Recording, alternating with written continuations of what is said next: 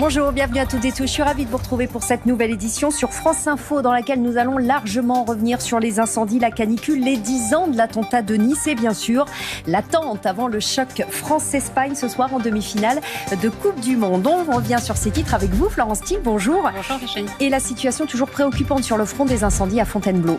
Oui, exactement. Les deux feux sont toujours actifs. Depuis dimanche en fin de journée, les flammes ont parcouru 2050 hectares, soit environ 10% de la forêt. Aujourd'hui, des bulldozers de l'armée ont été déployés pour faciliter l'accès aux pompiers. 800 d'entre eux luttent sans relâche, appuyés par d'importants moyens aériens comme 4 Canadair. La piste criminelle est privilégiée. 2 personnes suspectées d'être à l'origine des incendies ont été interpellées. Les autorités espèrent fixer le feu dans la journée, notamment grâce à des conditions météo plus favorables. C'est en tout cas ce qu'a précisé il y a quelques instants le préfet de Seine-et-Marne. Écoutez-le. La météo a évolué un peu favorablement ces dernières heures. Vous avez pu le constater.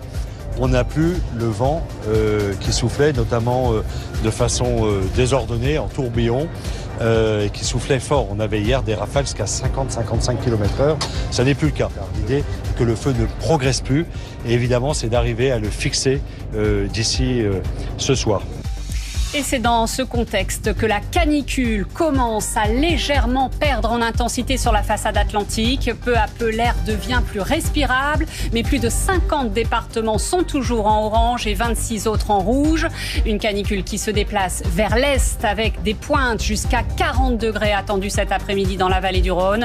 Selon Météo France, la fin de cet épisode caniculaire n'est pas attendue avant jeudi à l'échelle du pays.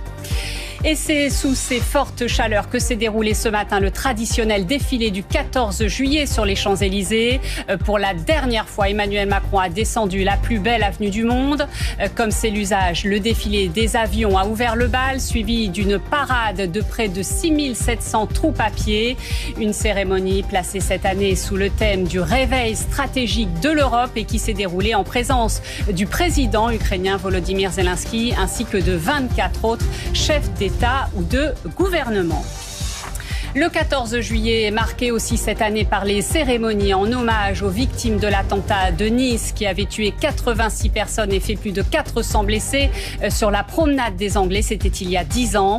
Ce matin, une cérémonie œcuménique a rassemblé les dignitaires des principales religions, mais aussi des proches de victimes. Ce soir, un hommage officiel sera rendu en présence du président de la République. Une cérémonie que vous pourrez suivre en direct sur France Info à partir de 18h.